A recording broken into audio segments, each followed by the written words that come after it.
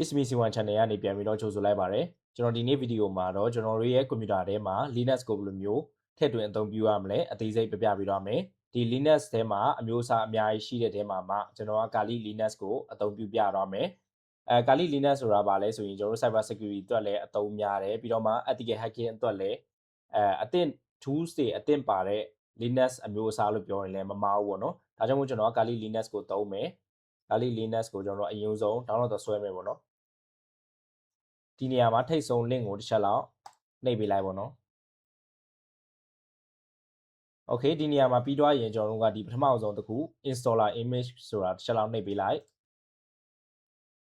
ပြီးတော့ပြီဆိုရင်ကျွန်တော်တို့ကဒီထိတ်ဆုံးကဒီထိတ်ဆုံးက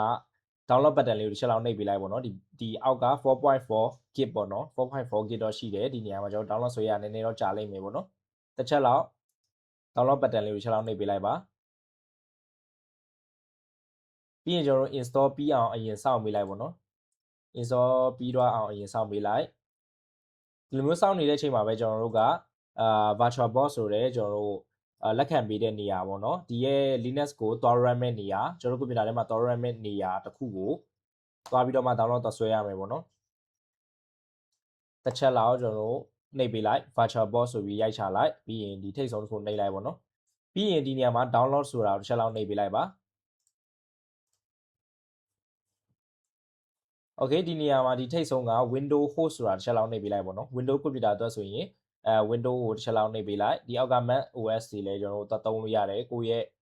အမျိုးအစားနဲ့ဆိုင်နေပေါ့နော်ဒီနေရာမှာကျွန်တော်က window ပဲသုံးတဲ့အတွက် window host ဆိုတာသုံးမယ် Okay ပြီးရင်ကျွန်တော်တို့ download ဆွဲလိုက်ရုံပါပဲဒီနေရာမှာ download ပြီးအောင်လို့အရင်ဆုံးစောင့်လိုက်ပေါ့နော် Okay ကျွန်တော်တို့ download ဆွဲထားတာ VirtualBox ကတော့ပြီးသွားပြီဒါကိုတစ်ချက်လောက် click ပေးလိုက် VirtualBox ကိုကျွန်တော်အရင်ဆုံး install လုပ်လိုက်မယ်ပေါ့နော်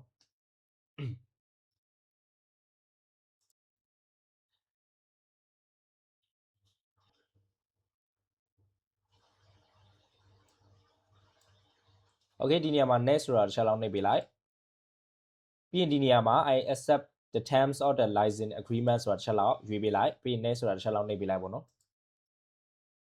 ဒီနေရာမှာကျွန်တော်တို့ကဘာမှမရွေးတော့ဘူးသူ install location ကိုလည်းအခြားနေရာပြောင်းပေးလို့ရတယ်ဒီနေရာမှာ change ဆိုတာနှိပ်ပြီးတော့မှအခြား file directory ကိုပြောင်းပေးလို့ရတယ်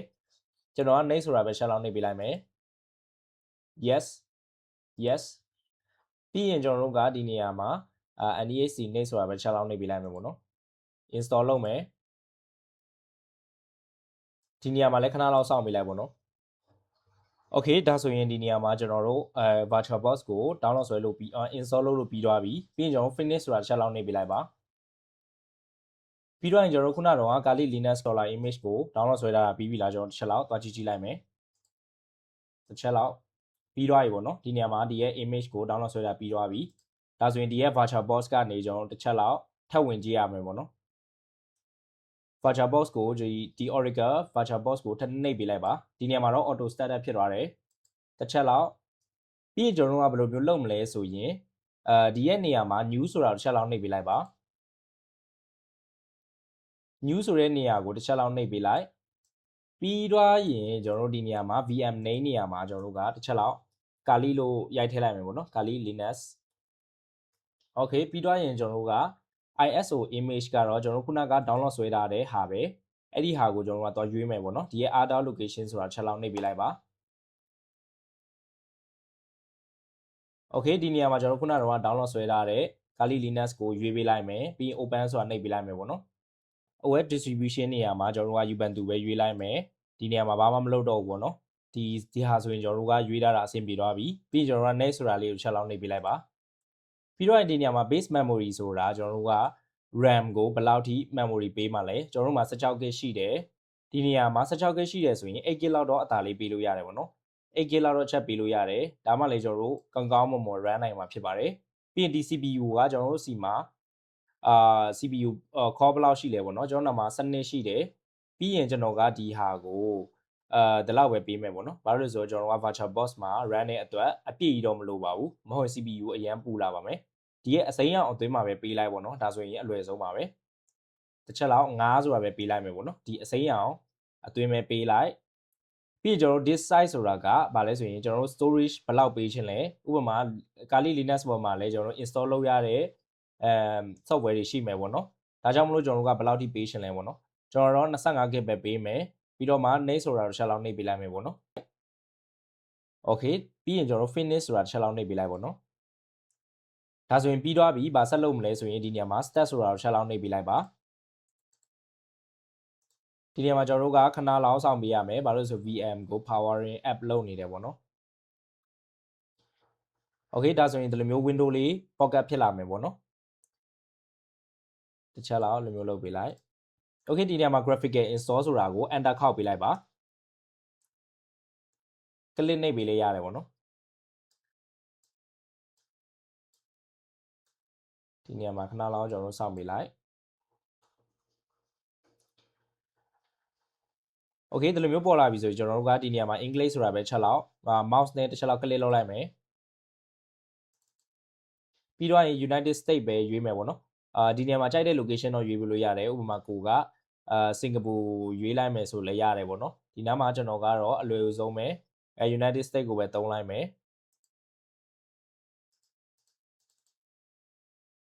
ပြီးတော့ရင်ဒီနေရာမှာ American English ပဲပေါ့နော်ကျွန်တော်တို့ဖတ်ရလွယ်အောင်လို့ American English သုံးလို့ရတယ်ဒီနေရာမှာ Burmese လည်းသုံးလို့ရတယ်ပေါ့နော်ကျွန်တော်ကတော့ American English ပဲသုံးလိုက်မယ်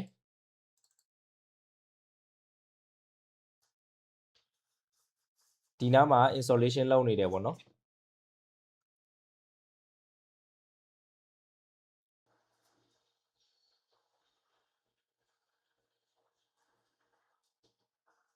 โอเคဒီနေရာမှာပေါ်လာပြီဒီနေရာမှာ host name ကဘာလဲမသိဘူးဒီနားမှာကိုကကြိုက်တဲ့နာမည်လေးပေးလို့ရတယ်ပေါ့နော်ကျွန်တော်ကတော့ Kali လို့ပဲပေးလိုက်မယ်ပြီးရင် domain name ကကျွန်တော်တို့ပေးစရာမရှိဘူးenter တစ်ချက်လောက်ခောက်လိုက်မယ်ပေါ့နော်ပြီးတော့ရင်ဒီနေရာမှာfull name for the new user ပေါ့နော်ကျွန်တော်တို့ရဲ့ user name ကိုဗာပေးချင်လဲကျွန်တော်ကတော့ ismi.cy လို့ပေးလိုက်မယ်ပြီး enter ခောက်ပေးလိုက် okay enter ခောက်လိုက်မယ်ပြီးကျွန်တော်တို့ဒီနေရာမှာ password တစ်ချက်လောက်ရွေးပေးရမယ်ပေါ့နော်ဒီနေရာမှာကျွန်တော်က345ဆိုပြီးအလွယ်သုံးလိုက်မယ်ပေါ့နော် show password in clear okay ဒီနေရာမှာ345သုံးတယ်12345သုံးမယ်ပြီးရင်ကျွန်တော်တို့က enter ခောက်လိုက်ရုံပါပဲဒီနေရာမှာ time zone ကတော့ကျွန်တော်တို့တစ်ခုခုရွေးပေးလိုက်လို့ရတယ်eastern ဆိုတာပဲရွေးလိုက်မယ်ပေါ့နော် okay ဒီနေရာမှာကျွန်တော်တို့ကဗာရွေးရမလဲဆိုရင်ပထမအဆုံးတစ်ခု guided use entire disk ပေါ့နော် entire disk ဆိုတာပဲတစ်ချက်လောက် enter ခောက်ပေးလိုက်မယ်ဒီနေရာမှာတစ်ချက်လောက် enter ထပ်ခောက်ပေးလိုက်ပြီးတော့ရင် all file in one partition ဒီနေရာမှာ recommended for new user user အသစ်တွေအတွက်ပထမအဆုံးတစ်ခုကိုပဲရွေးပေးလိုက်မယ်ပေါ့နော် okay ပြီးတော့ရင်ဒီနေရာမှာ enter တစ်ချက်လောက်ခောက်ပေးလိုက် okay ဒီနေရာမှာ yes ဆိုတာကိုတစ်ချက်လောက်ရွေးပေးလိုက်ပေါ့နော်partition ကိုကျွန်တော်တို့ကformat လုပ်မယ်လို့ပြောတယ် yes ဆိုတာတစ်ချက်လောက်နှိပ်ပေးလိုက်ဒီနောက်မှာသူကစပြီးတော့မှ install လုပ်နေပြီပေါ့နော်ဒီနေရာမှာတော့ကျွန်တော်တို့နည်းနည်းကြာလိမ့်မယ်ကျွန်တော်တို့ခုနကအချိန်တစ်ခုကိုစောင့်ပြီးတဲ့အချိန်မှာဒီလိုပုံစံလေးပေါ်လာမယ်ပေါ့နော် install လုပ်ပြီးတဲ့အချိန်မှာဒီလိုလေးပေါ်လာမယ်ဒီနေရာမှာကျွန်တော်တို့က genome ဆိုတာလေးကိုတစ်ချက်လောက်click ပေးလိုက်ပြီးတော့ရင်ကျွန်တော်တို့က continue ဆိုတာတစ်ချက်လောက်နှိပ်ပေးလိုက်ပေါ့နော် okay ဒီနေရာမှာကျွန်တော်တို့ထပ်ပြီးတော့မှ install လုပ်နေတယ် okay ကျွန်တော်တို့ခုနနေရာမှာစောင့်ပြီးသွားပြီဆိုရင်ဒီနေရာမှာ GDM3 နဲ့ LightDM ဆိုပြီးပေါ်မယ်ပုံမှန်ဆိုရင်ကျွန်တော်ကဒီရဲ့ LightDM ကိုပဲရွေးမိတယ်ပေါ့နော်ဘာလို့လဲဆိုဒီ GDM3 ကကျွန်တော်တို့ပို့ပြီးတော့မှUI လဲပို့စုံတယ်ဒါပေမဲ့ system ကိုခဏခဏ crash ဖြစ်တယ်ပေါ့နော်ဒီရဲ့ virtual box မှာအရင်တော့မဖြစ်ပေမဲ့ကျွန်တော်တို့ dual boot တို့ဘာလို့တင်တဲ့အချိန်မှာဒီ LightDM ကပဲပို့ပြီးတော့ပေါ့ပါပြီးတော့မှ system crash ဖြစ်တာရော့တယ်ပေါ့နော်ဒါဆိုကျွန်တော်သုံးလာတဲ့မြတွေမှာဒီ LightDM ကပို့ပြီးတော့မှပေါ့ပါတယ်ပေါ့နော်ဒီ GDM3 ကတော့ပို့ပြီးတော့မှအယောင်သေးပို့စုံတယ်ပြီးတော့မှ UI လဲပိုကောင်းတယ်ပေါ့နော်တော်တော်များများလည်းဒီ GDM3 ကိုကြိုက်တယ်ဒါပေမဲ့ကျွန်တော်က LightDM ကိုပဲရွေးပေးလိုက်တယ်ဒီနေရာမှာကိုကြိုက်တာရွေးပေးလို့ရတယ်ပေါ့နော်ပြီး continue ဆိုတာတစ်ချက်လောက်ရွေးပေးလိုက်ဒါဆိုရင်သူကကျွန်တော်တို့လိုအပ်တဲ့ package တွေကိုကျွန်တော်ရဲ့ Kali Linux ထဲမှာလိုအပ်တဲ့ software တွေကိုအကုန်လုံး install လုပ်ပေးနေပြီအချိန်တစ်ခုကိုစောင့်ပြီးတော့ရင် install လုပ်လို့ပြီးပါပြီဒီနေရာမှာခဏလောက်စောင့်ပြီးလိုက်ပေါ့နော်ပြီးရင်ကျွန်တော်ဘယ်လိုမျိုး start လုပ်ရမလဲပြန်ပြောပြပေးမယ် okay ကျွန်တော်တို့ကအချိန်တော်တော်ကြာ install လုပ်ပြီးတဲ့အချိန်မှာဒီလိုမျိုးပုံစံလေးထပ်ပေါ်လာလိမ့်မယ်ပေါ့နော်ဒီနေရာမှာကျွန်တော်က yes ဆိုတာပဲတစ်ချက်လောက်ရွေးပေးလိုက်မယ် continue ဆိုတာချက်လောက်နှိပ်ပေးလိုက်မယ်ပေါ့နော်ဒီနေရာမှာဒီဒုတိယတစ်ခုကိုရွေးပေးလိုက်ဒီဒုတိယတစ်ခုရွေးပြီးရင်ဒီနေရာမှာ continue ဆိုတာချက်လောက်ရွေးပေးလိုက်ပေါ့နော် okay ဒီနောက်မှာလည်းကျွန်တော်ခဏလောက်ထပ်ဆောင်ပေးရမယ်ပေါ့နော် okay ဒီနေရာမှာကျွန်တော်တို့က install လုပ်ပြီးတော့ပြီဒါဆိုရင်ဒီနေရာမှာ continue ဆိုတာချက်လောက်နှိပ်ပေးလိုက်သူကဒီရဲ့ system ကို reboot ထပ်လုပ်မယ်ပေါ့နော် continue ဆိုတာနှိပ်ပေးလိုက်ဒါပြီးတော့ရင်တော့ကျွန်တော်တို့လုံးဝပြီးပြီပေါ့နော် okay system reboot ထပ်လုပ်နေတယ်ပေါ့နော်ဒီနေရာမှာခဏလောက်စောင့်ပေးလိုက် okay ဒီနေရာမှာဘာမှမနှိပ်ပဲနဲ့စောင့်ပေးလိုက်ပေါ့နော်ဒီနေရာမှာသူက boot in 4 seconds ဆိုတာတွေးလိုက်မယ်ဒီတိုင်းပဲထားလိုက်ပါဒါဆိုရင်ကျွန်တော်တို့ရဲ့ကာလီကစပြီးတော့မှ running လုပ်နေပြီပေါ့နော်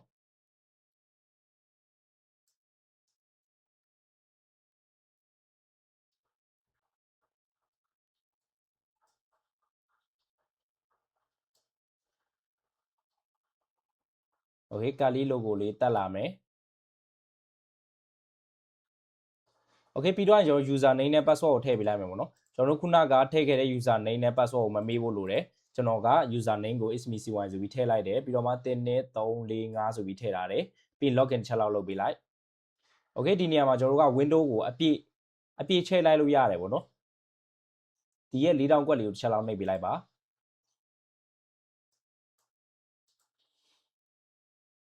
โอเคဒါဆိုရင်အပြည့် screen အပြည့်ရသွားပြီပေါ့နော်ဒီနေရာမှာကျွန်တော်တို့ကတစ်ချက်လောက်စမ်းကြည့်ကြည့်မယ် terminal ဆိုတဲ့ဟာကိုတစ်ချက်လောက်နှိပ်လိုက်မယ်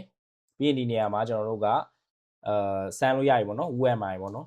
ဒါဆိုရင်ကျွန်တော်တို့က user name isbcy directory တွေ listing လုပ်ကြည့်ကြည့်မယ်ဒီနေရာမှာ root မှာကျွန်တော်တို့သွားလုပ်တဲ့အတွက် desktop တွေ့မယ် document ရှိမယ် download ရှိမယ်ပေါ့နော် cd desktop ဆိုရင်ကျွန်တော်တို့ရဲ့ desktop အခုဒီနေရာမှာမြင်နေရတဲ့ဟာတွေက desktop ပေါ့နော်တစ်ချက်လောက်တကယ်လို့ဒီဘေးနားမှာလုံးအမဲအောင်ပေါ်နေပြီဆိုရင်ဒီအပေါ်တောင်ဆုံးက minimize ကိုပြန်လုပ်လိုက်ပြီး maximize ပြန်လုပ်ပေးလိုက်ပေါ့နော်ဒါဆိုရင်ကျွန်တော်တို့က full screen ပြန်ရလိမ့်မယ်ပြီးရင် list လုပ်ကြည့်ကြည့်ပေါ့နော်ဒီနားမှာကျွန်တော်တို့ ls-al ဒါဆိုရင်ဒီအတိုင်းပုံစံလေးကိုတွေ့ရလိမ့်မယ်ပေါ့နော်ဒါဆိုရင်ကျွန်တော်တို့ကာလီကို install လုပ်လို့ပြီးပြီတကယ်လို့ဒါကိုပိတ်ချင်တယ်ဆိုရင်ကျွန်တော်တို့ကဒီရဲ့ file ကိုနှိပ်ပေးလိုက်ပြီးရင် close ဆိုတာလေးကိုချက်လောက်နှိပ်ပေးလိုက်ပေါ့နော်ဒီနေရာမှာ save the machine state ကိုလုပ်ပေးလို့ရတယ်ဒါမှမဟုတ် power off the machine ပေါ့နော် save the machine state ဆိုတာကကျွန်တော်တို့လုပ်နေလက်စားအလုပ်တွေကိုsave လုပ်တာပေါ့နော်ကျွန်တော်တို့တကယ်လို့အဲ့လိုမျိုးလုပ်လိုက်ပြီဆိုရင်ပြန်ဝင်ရင်လည်းဒီလိုပုံစံပဲဖြစ်နေမယ်ပေါ့နော် power off ဆိုတာကတော့ကျွန်တော်တို့လုံးဝမသုံးဘူးဒီနေ့